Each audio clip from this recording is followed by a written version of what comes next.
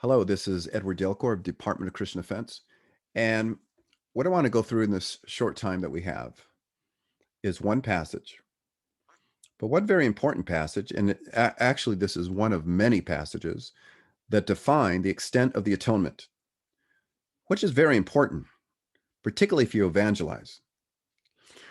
Because how you see God saving man, the extent of it, the extent of the atonement, will affect the things you say in evangelism.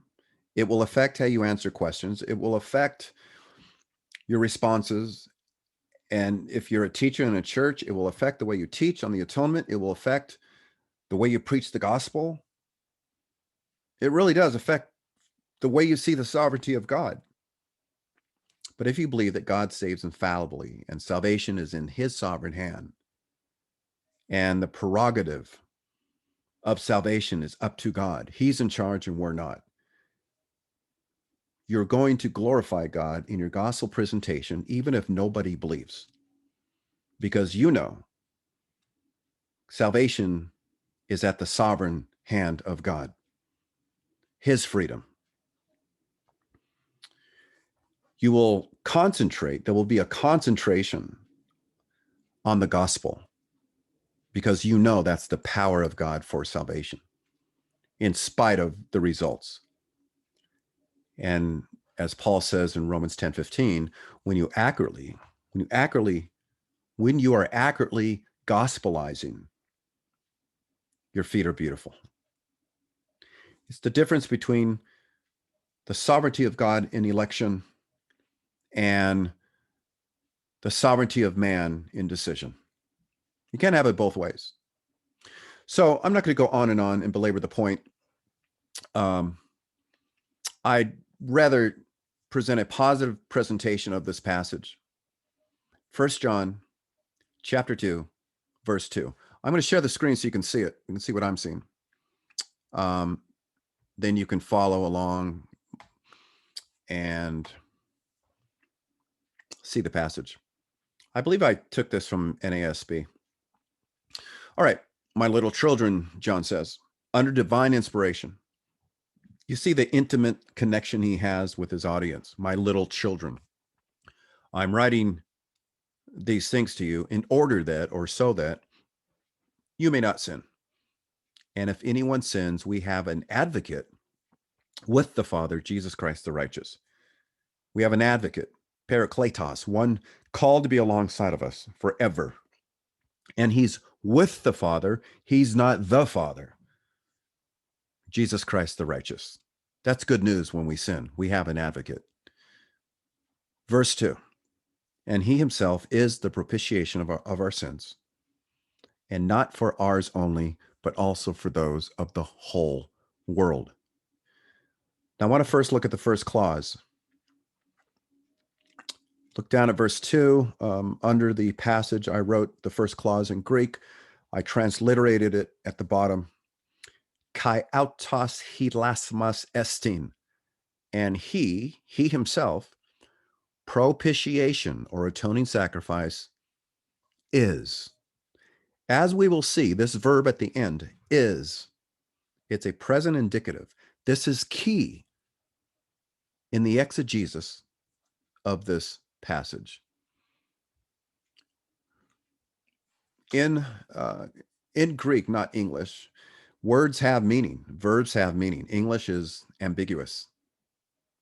But the Greek language, we find words that carry definitive meanings according to context. So let's look at the exegesis of this passage. Now, first, I want to focus on the word hilasmos in the passage, because it's important to understand the meaning in a first century significance, not in a classical or modern significance, but in a first century significance. We call this the lexical semantic, the meaning of the word in its original significance. Hilasmos.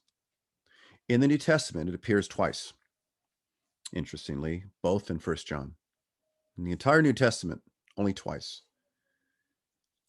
Here in 1 John 2:2, and also in 1 John 4:10, which I'll read. In this, not that we have loved God, but that he loved us and sent his son to be the propitiation of our sins. Now, the verb also is used only 2 times. It's used in phenomenal passage, and we'll look at this passage, Luke 18:13 and Hebrews 2:17. The verb hilasmos, which carries the meaning of, which is the act of appeasement or the act of placating. The noun propitiation, hilasmos, is used about 6 times in the Septuagint, which is the Greek translation of the Old Testament. And the verb hilaskomai is used about 10 times or 12 times, depending what edition of the Septuagint you are reading, such as Psalm 24:11, Exodus 32:14, and other passages. The noun Leviticus 25:9 and Amos 8:14, 2 of the places that it's used. What's interesting, that the adjective of the verb hilaskomai, which is derived from this verb, the adjective, virtually every time, it's translated as mercy seat in the Septuagint. Now, the noun denotes propitiation or satisfaction, as mentioned, and the verb, as mentioned, denotes the act of placating or satisfaction or appeasing or atoning, and that's really how it's used in the Septuagint. I like the definition of one of these standard lexicons, BDAG, to eliminate impediments that alienate the deity, wipe out, expiate. It's beautiful. But there's one verse that really does bring to light the lexical semantic. Now, I'm going to mention this later, but I just want to say one thing. I know English translations either have atoning sacrifice or propitiation. Since the word carries 2 ideas, forgiveness or cleansing of sins, right, and averting wrath, it carries 2 ideas, forgiveness of sins and averting the wrath. The word the English propitiation, to translate hilasmos, I think it's very nice to the Greek significance.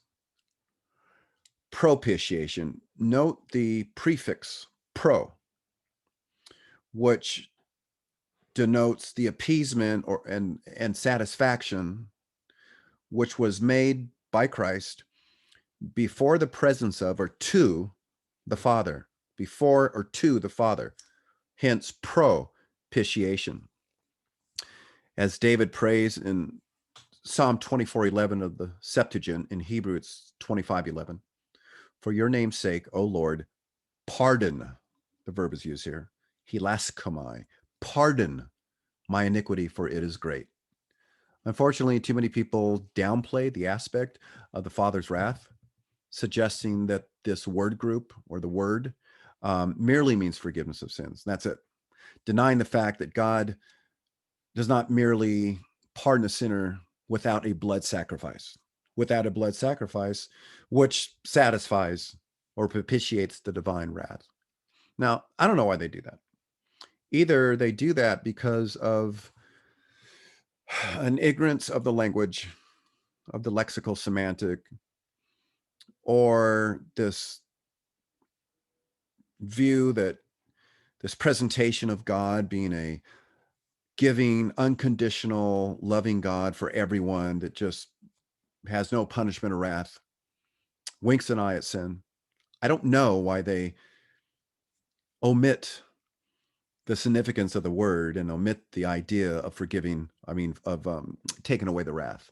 They have no problem with forgiveness of sins, but they omit the whole concept of taking away the wrath. All right. As mentioned, I'm going to share the screen again. As mentioned, Luke 18:13, I think, brings out this idea very nicely. So I'll share the screen so you can see what I'm seeing.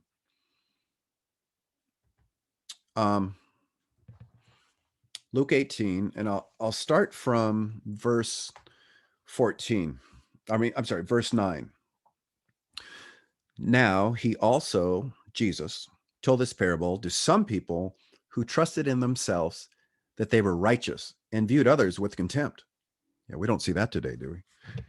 Verse 10, 2 men went up to the temple to pray, one a Pharisee and one a tax collector, or the tax collector. A Pharisee stood and began praying in regard to himself. Now, I want you to notice how the Pharisee prays. God, I thank you that I am not like other people, swindlers, crooked, adulterers, or even like this tax collector. Verse 12, I fast twice a week. I pay tithes of all that I get. Now, I'm going to pause there. I want you to notice something. And I highlighted these points. He says I in his prayer 5 times. Unbelievable. Verse 13, but the tax collector standing some distance away was even unwilling to raise his eyes toward the heaven, but beating his chest, saying, literally, God be merciful. Here's the verb here, hilasmos. God be merciful to me, the sinner. Not a sinner, but it's articular. He's so broken, he sees himself as the sinner. I want you to notice something else. I wrote it in brackets. I counted in the Greek.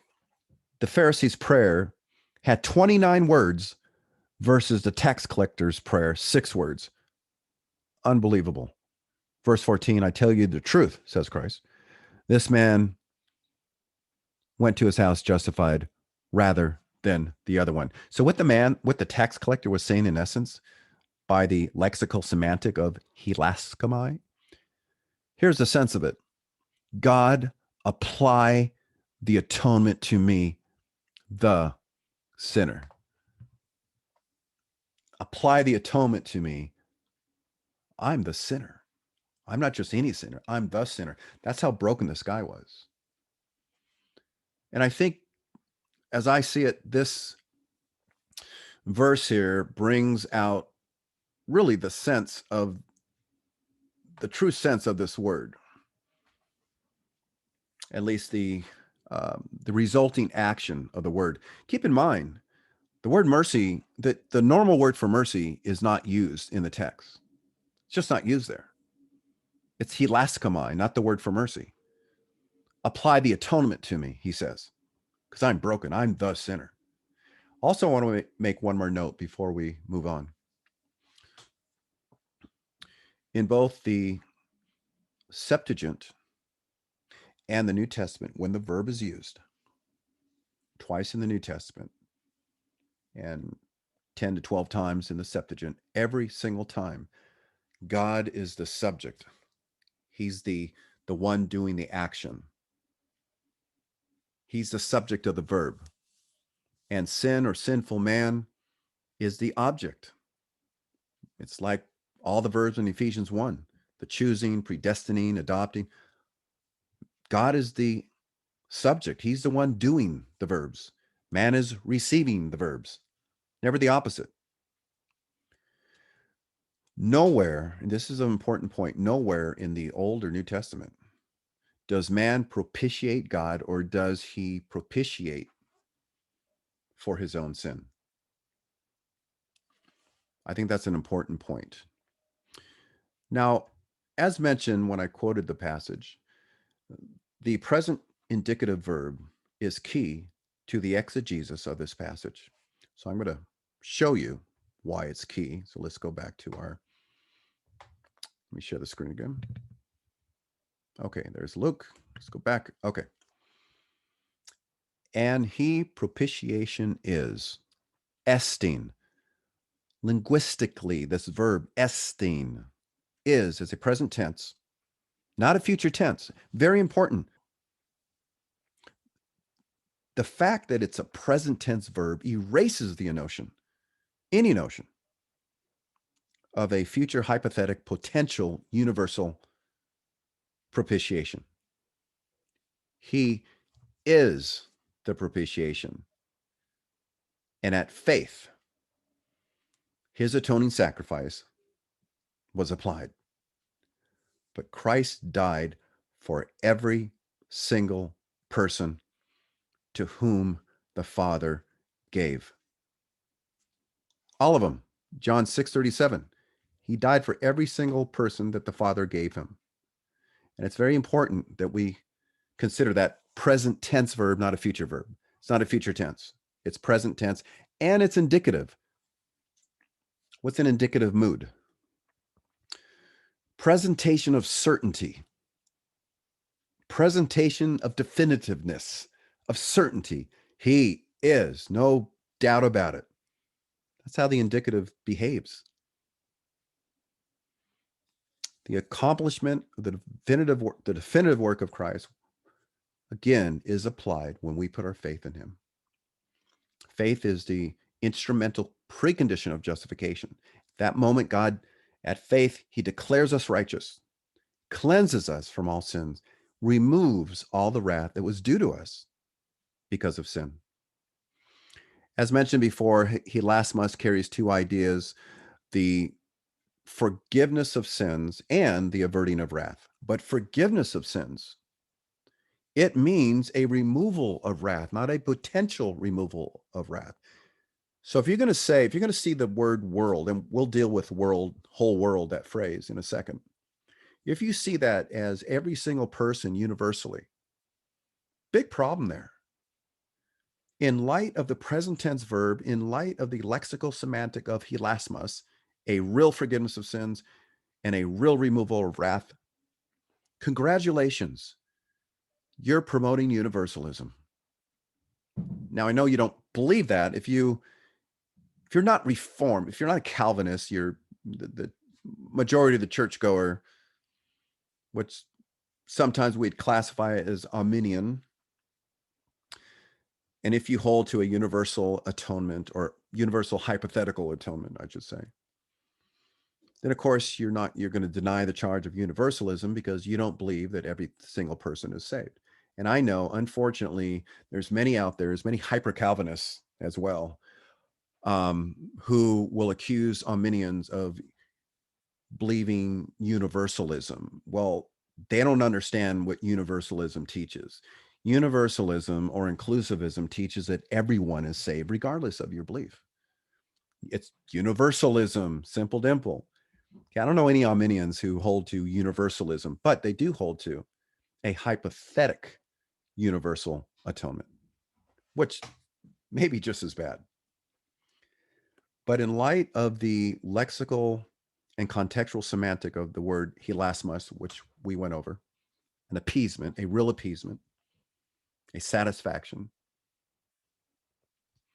a placating, calming the Father, removing the wrath, right? In light of that, if you assert that the propitiation or the propitiatory crosswork of Christ was applied universally to every single person, that would imply, now listen carefully, that would imply that every single person who has lived, including Pharaoh, Canaanites, Judas,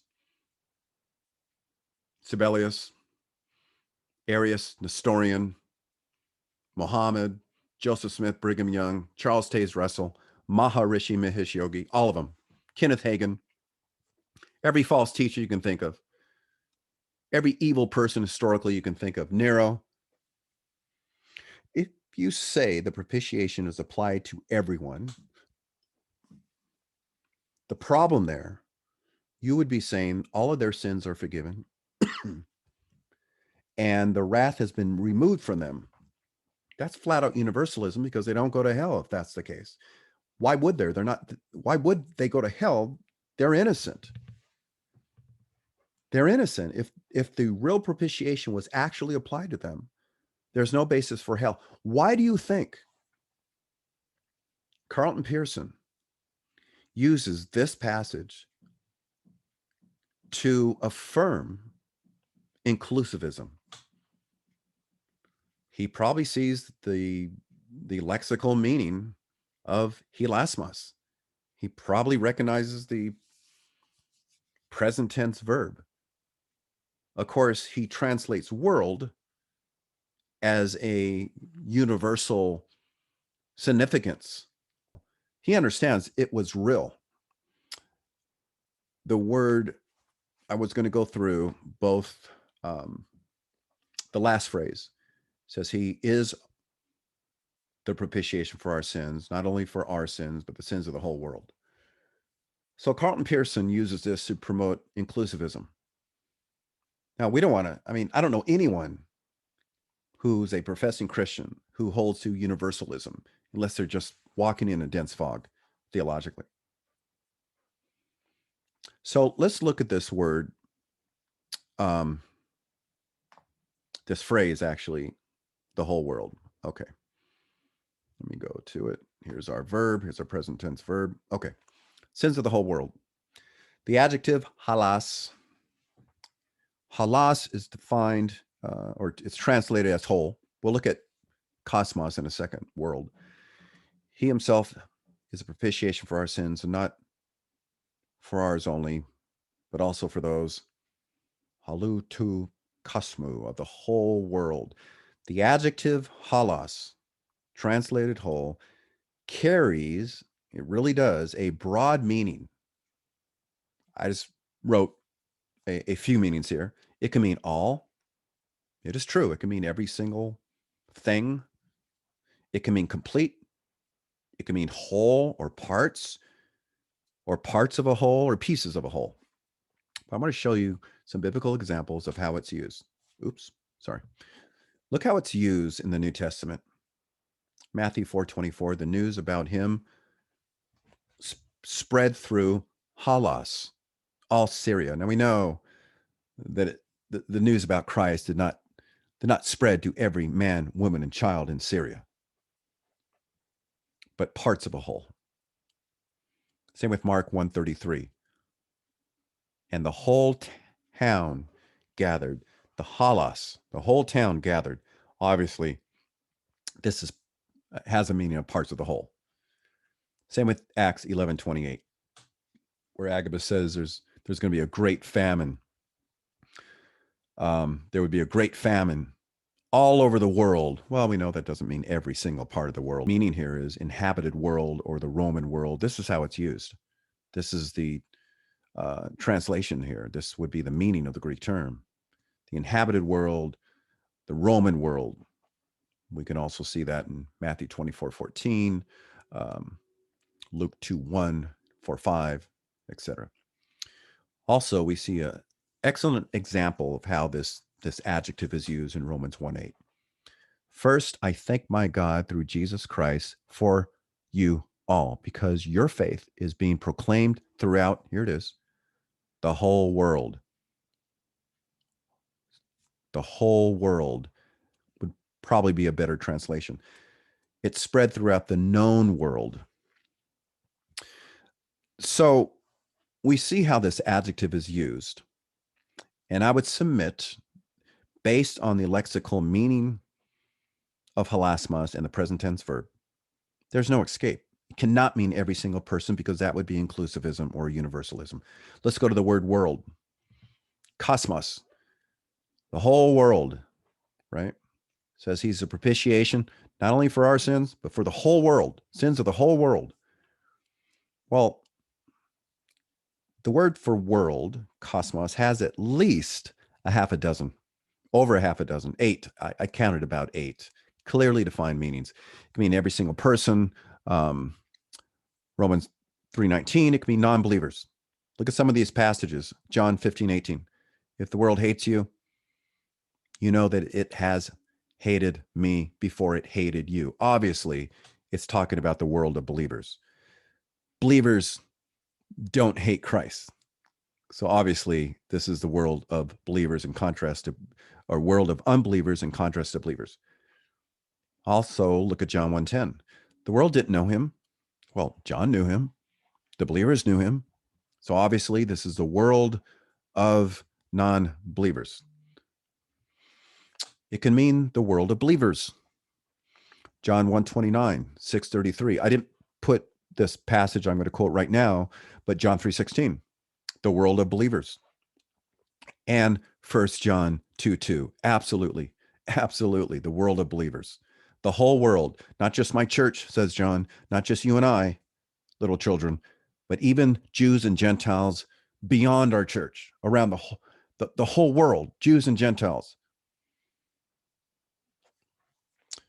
It can also mean the term world, cosmos, Gentiles in contrast from Jews. Romans 11:12 also can mean the world system.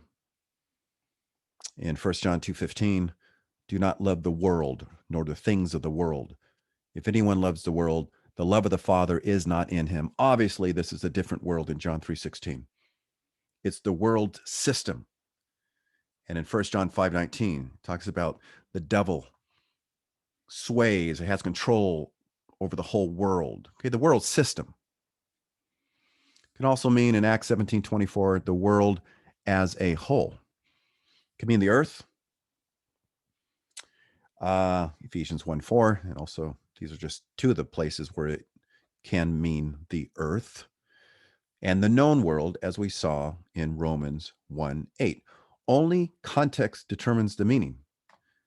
So in light of that, when we look at 1 John 2:2, clearly the world there, or the whole world, cannot mean universalism. John was not teaching that everyone's sin is forgiven, nor should we proclaim that.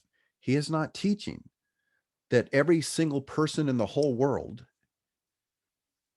there's no wrath for them. Because if he forgave all the sins, that would include the sin of rejection. You can't say, well, it's the whole world, but they still got to believe. No, because if he forgave all the sins, that would include the sin of rejection that he himself, the Lord of glory, appeased, that is, hilasmos. He presented the hilasmos. He satisfied the Father. He propitiated God the Father. He satisfied the divine wrath. He appeased him in a definite sense. He is the propitiation in a definite sense. And he did this through his perfect life, his preceptive obedience. And he did this through his sacrifice on the cross, his penal obedience, taking the penalty of sin. And the best part about it, he did it on our behalf. So keep in mind that this word hilasmos has two aspects: forgiveness of sins and averting the wrath. And then the present tense verb syntactically tells us this act was a definitive act. Count. And the good news is he did it. This work was done ὑπὲρ on behalf of us, as that prepositional phrase is used to denote a substitutionary atonement in places such as Romans 8:32, Galatians 1:4, Ephesians 5:25, to show us a definite, vicarious, substitutionary propitiation. So with that, let us absorb the beautiful doctrine of definite propitiation. Let us not distort this passage. Let us not present a mushy evangelical presentation where the gospel is secondary and it's filled with out of context passages. But let's present Christ crucified. Let's present Christ as God in the flesh, being saved by the triune God. God sent the Son to be the propitiation. He became flesh. He died on the cross for us, vicariously, resurrected to life.